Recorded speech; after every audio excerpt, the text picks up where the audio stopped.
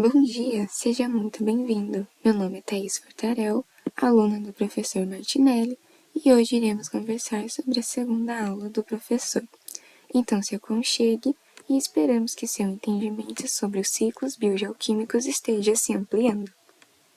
Isso mesmo, Thaís. Eu sou Victor Trindade Marques e também sou aluno do professor Martinelli e hoje iremos iniciar nosso segundo episódio do podcast H2O com o tema Ciclo do Oxigênio. Neste podcast, nós iremos abordar 4 tópicos: seres unicelulares e fotossíntese de cianobactérias, a camada de ozônio e sua relação com o oxigênio, ciclo do oxigênio e seu equilíbrio, e impactos humanos e desequilíbrio do ciclo do oxigênio. Iniciaremos falando sobre seres unicelulares e fotossíntese de cianobactérias. As cianobactérias são seres unicelulares que desempenham um papel crucial na história da Terra ao realizarem a fotossíntese, sendo possível a geração de vida através da produção de oxigênio como subproduto. Além disso, a fotossíntese foi a responsável pela introdução de grande quantidade de oxigênio na atmosfera primitiva da Terra, permitindo assim o desenvolvimento de formas de vida mais complexas. Fato de curiosidade, o oxigênio é um elemento relativamente novo do planeta.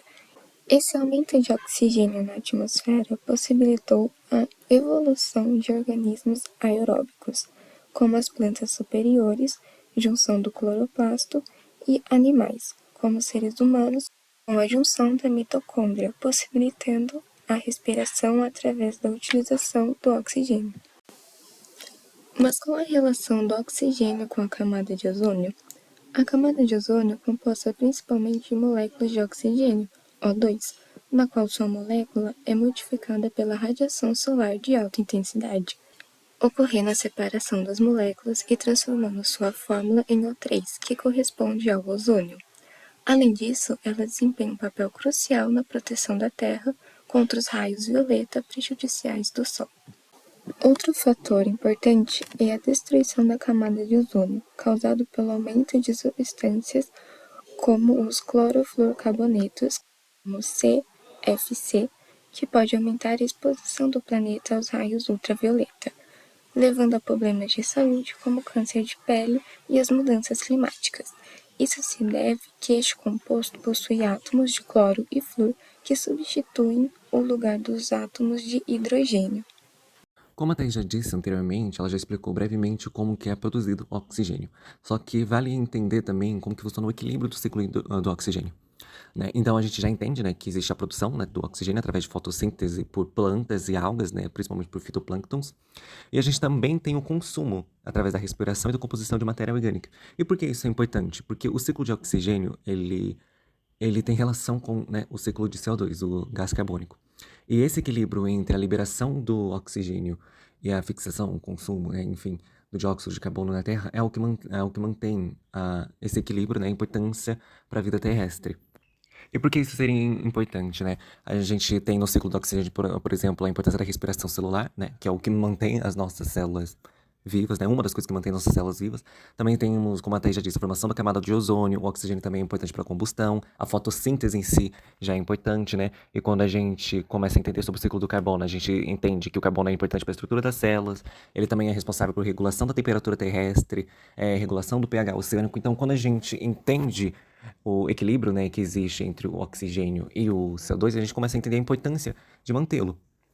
E é justamente por conta desse ponto que surge a importância de entender como os impactos, né, de nós, seres humanos, causam o desequilíbrio desse ciclo, né? Então, por exemplo, a gente tem as atividades humanas como queimas de combustíveis fósseis, desmatamento, a expansão de indústrias, né, que queimam combustíveis, né? A gente sabe que tem indústrias de energia renovável, mas ainda assim o que predomina são indústrias de queima de combustíveis fósseis, principalmente.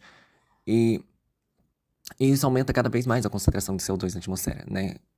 Contribuindo que haja o desequilíbrio entre esse ciclo, né, de oxigênio e CO2 na atmosfera. E o que causa, né, esse desequilíbrio? Qual é o resultado desse desequilíbrio? Bom, os resultados é o que a gente sempre viu, que a gente sempre escutou, né, principalmente nos últimos anos e que vemos, né, o crescimento desde a Revolução Industrial. Então a gente tem hoje em dia aquecimento global, mudanças climáticas principalmente, e com tudo isso também tem efeitos adversos na saúde humana e dos animais, né? podendo se estender a diversos outros problemas, né? A gente sabe que as mudanças climáticas, o aquecimento global, eles vêm trazendo problemas em todos os setores, né? Tanto sociais, econômicos, ambientais. E, portanto, surge a necessidade de, né, ir atrás de coisas, ideias que resolvam esse problema. Hoje em dia, como eu já disse, existem várias, né, ideias de como resolver esse problema, né?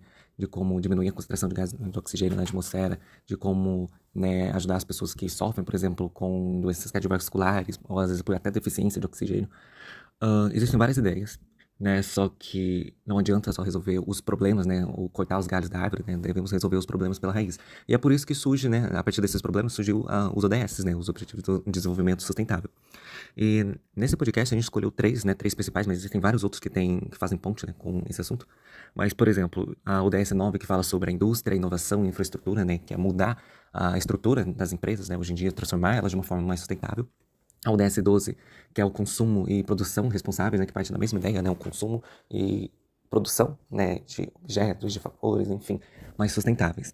E a ODS 13, né, que é a ação por o clima, né, tipo, fazer alguma coisa, agir de forma que o ambiente, que o clima, ele continue estável, né, que as ações humanas sejam sustentáveis, que as ações humanas não alterem o ambiente a ponto de causar mudanças climáticas, a ponto de interferir, destruir, prejudicar todo o sistema terrestre, né? Só que, como dito, o mundo precisa acatar essas novas ideias, né? Fazer com que o sistema, com que a ação humana seja mais sustentável, né? E esperemos, né? Tenhamos perspectivas, tenhamos esperança, né? Para esse futuro mais sustentável. Enfim, finalizamos esse podcast. Muito obrigado pela atenção e nos vemos novamente no próximo episódio.